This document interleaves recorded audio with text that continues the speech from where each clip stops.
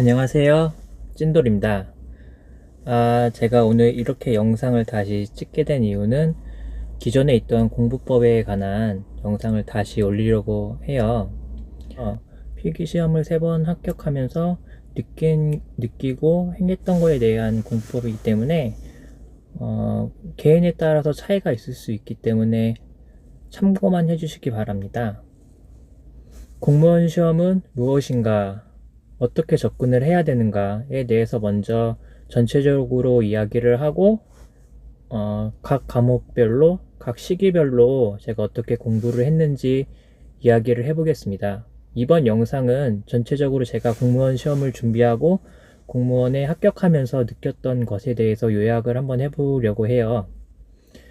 제가 공무원 시험을 준비하고 합격하면서 느꼈던 것을 5가지만 일단 이야기를 해보겠어요. 이거는 가장 필수적인 거라고 생각하는데요. 공무원 시험의 가장 필수적인 거 첫 번째는 단권화입니다. 그리고 두 번째는 시간, 그리고 세 번째는 기출, 그리고 네 번째는 마음가짐. 한번 이렇게 가지고 이야기를 해보려고 해요. 이번 영상에서는 단권화. 이거는 일단 어디서부터 시작을 하냐면은 공무원 시험의 가장 기본적인 그런 포맷이라고 해야 되나? 100분 안에 100문제를 풀어야 한다. 이것에 대해서 이제 먼저 시작을 해볼게요. 이제 저는 100분 안에 100문제를 풀어야 해요. 근데 그 100문제 중에 과연 다 맞아야지 합격을 할 수 있을까요? 제가 필기를 3번을 붙고 그리고 2번은 거의 1배수 안에 들었었어요. 그러면서 느낀 점은 100문제를 다 맞지 못해도 충분히 공무원 시험은 합격할 수 있어요. 제 경험상 충분히 13개, 14개 이렇게 틀려도 충분히 공무원 시험에 합격할 수 있어요. 물론 시험의 난도에 따라서 다를 수는 있지만 그렇기 때문에 너무 완벽하게 다 맞아야 된다. 이렇게 시험을 접근을 하면은 정말 이 시험은 한도 끝도 없어요. 양도 방대한 데다가 휘발성도 너무 강하기 때문에 완벽주의적인 공부보다는 단권화를 해야 돼요. 제가 왜 지엽적으로 하는 그런 완벽주의적인 공부보다는 단권화를 하고 더 여러 번 돌려볼 수 있는 그런 공부법을 추천하는 이유는 앞에서 말씀드렸다시피 공무원 시험은 뭐 다 맞아야지 붙거나 뭐 한두 개 틀려야지 붙는 그런 시험이 절대 아니에요. 앞에서 말했다시피 100문제 중에 뭐 한 85점?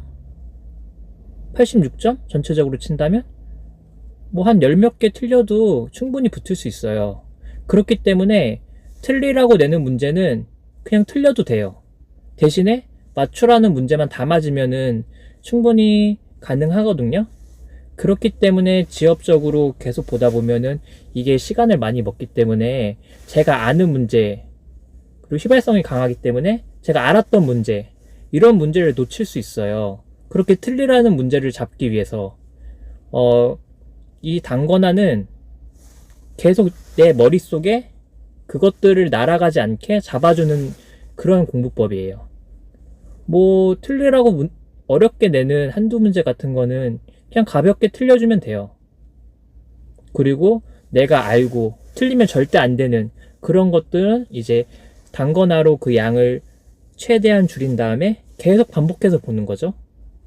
이게 정말 중요한 게 내가 틀리지 말아야 하는 문제들을 잡을 수 있게 해주는 그런 공무원 시험 최적의 공부법이라고 저는 생각을 해요.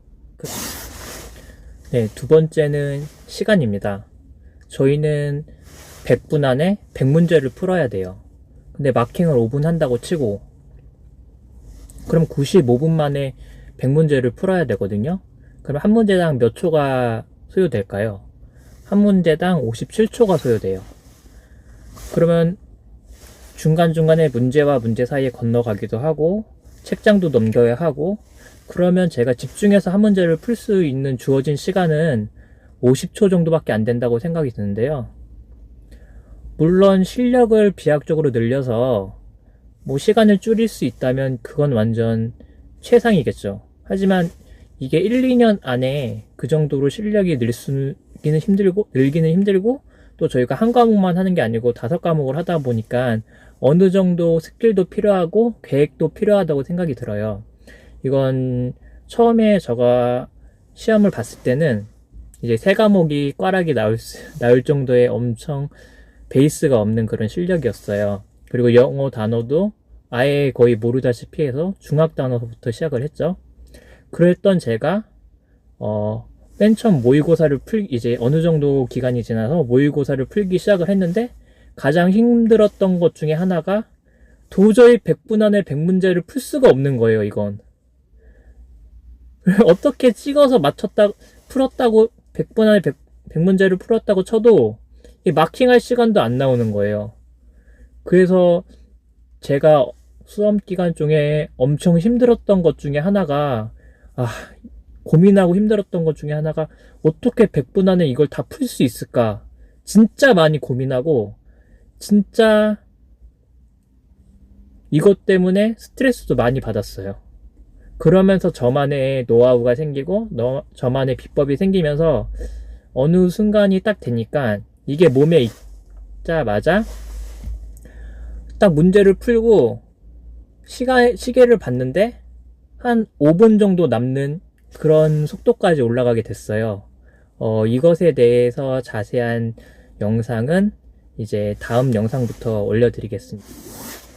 세 번째는 기출입니다. 기출은 뭐 말할 여지 없이 굉장히 중요하죠. 뭐 공무원 시험 관련 영상을 보시면은 어디서나 다 기출을 강조하는데요. 제가 이것이 좀 마음에 와닿게 저의 경험을 토대로 한번 기출이 얼마나 중요한지 말씀드려 볼게요. 이제 2017년 한국사 하반기 2017년에는 하반기에 추가 모집이 있었어요.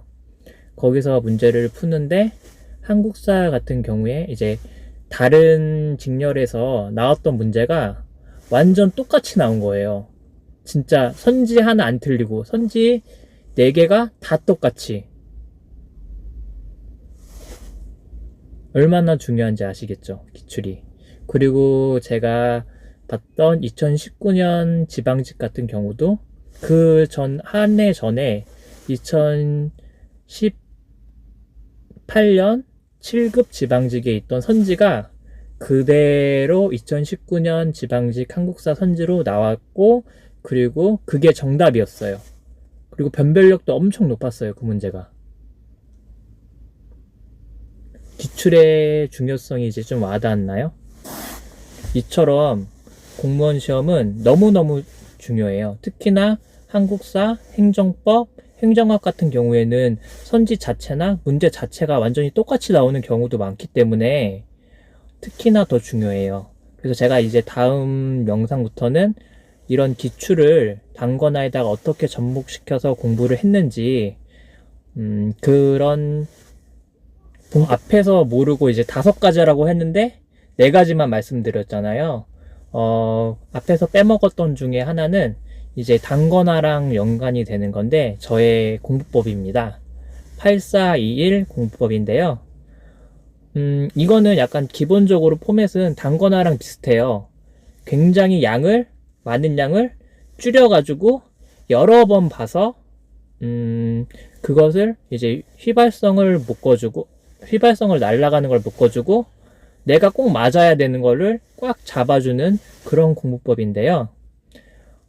여기서 가장 중요한 거는 제가 말로는 841 하잖아요. 근데 내가 이 공부법을 하면서 느꼈던 것 중에 가장 핵심은 흐름 파악이에요. 전체적으로 그 과목에 이렇게 빠르게 돌려주면서 흐름을 파악할 수 있는, 흐름을 머릿속에 딱 틀을 박고 그것을 머릿속에 이렇게 틀이 딱 박힌 이후부터는 이제 휘발성이 굉장히 줄어들거든요.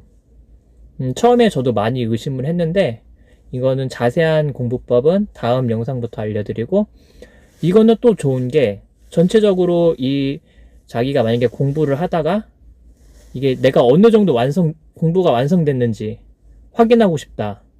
또는 내가 지금 방향을 잘 잡고 있는지 확인하고 싶다. 이러면은 이게 자기가 쓰시는 다 수험서가 있을 거예요. 책을 딱 덮어요. 그러고 나서 그 앞에 그 목차나 차례라고 하는 그런 부분 있잖아요. 순서가 쭉 나온 부분을 머릿속으로 한번 떠올려 보세요. 내가 이게 흐름을 알고 있는지, 내가 목차, 이 과목의 흐름이 어떻게 시작해서 어떻게 끝나는지, 뭐 행정법 같은 경우에는 뭐 1단원 뭐 있고 2단원 뭐 있고 3단원 뭐 있고 이렇게 6단원까지 뭐 있는지, 그 순서는 뭔지, 그 안에 있는 내용이 뭔지, 그게 머릿속에 어렴풋하게라도 떠오른다면 공부를 잘 하고 계시는 거예요. 근데 그게 순서가 막 뒤죽박죽이고 이게 어디쯤 들어갔지? 알기는 아는데, 그거는 그렇게 아는 거는 알기는 아는데 이게 흐름이 어디 있는지, 또 그것에 관련된 게 어떤 건지, 어떻게 이어지는지, 그 흐름이 머릿속에 있는지, 그게 만약에 틀이 안 박혀 있고 뭐 지엽적인 건 알 수 있어요. 뭐 이거 하면은 문제를 맞췄다, 그런 거는 제 생각에는 감이에요. 그리고 언제든지 머릿속에 날아갈 수 있어요. 그렇기 때문에 내가 지금까지 공부를 잘 하고 있는지, 어느 정도 완성됐는지를 파악하고 싶으면 그 과목의 목차나 아니면 그 흐름을 한번 머릿속으로 떠올려서 어렴풋하게. 마지막으로 제가 중요하게 생각하는 것은 마음가짐입니다. 어떻게 보면은 크게 보면 동기부여라고 할 수도 있는데요. 제가 노량진에서 공부를 했잖아요.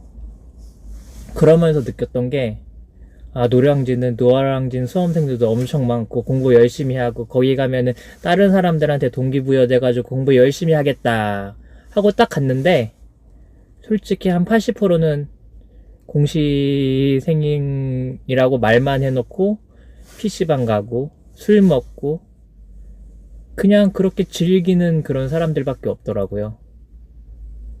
혹시 여기서 좀 찔리십니까?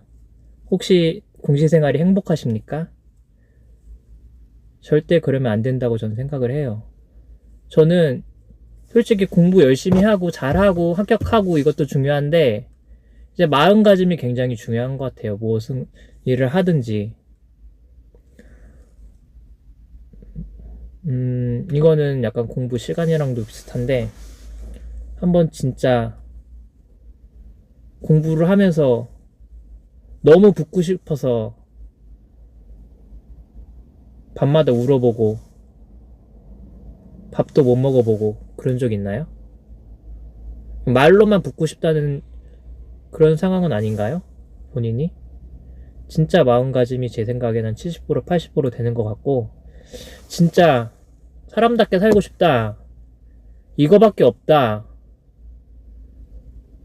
모든 걸 쏟아붓고 싶다, 전 그렇게 공부를 해야 된다고 생각을 해요. 저 같은 경우는 이제 뭐 나이도 많이 차고 그래서 이제 공부를 시작을 했는데 굉장히 힘들었어요. 공시를 하는 도중에 이제 걸리셔서 집안이 굉장히 힘들었어요. 그래서 이제 거의 마지막 기회다 생각을 하고 이제 시험을 봤죠. 진짜 너무너무너무 붙고 싶은 거예요. 그래서 저는 뭐 하루에 이렇게 공부를 하다가 이게 척추에 디스크가 와가지고 앉지를 못하는 거예요. 그래서 저는 그냥 의자에다가 끈 갖고 공부 한 30분 40분 더 하고 싶어가지고 끈으로 의자에다 고정시켜서 이렇게 그렇게 책상에 앉아서 했던 것 같아요. 절대 공시생활 행복하면 안 됩니다. 그러면은 다른 사람들한테 진짜 미안한 거예요. 이거에 목숨 거는 사람들 얼마나 많은데.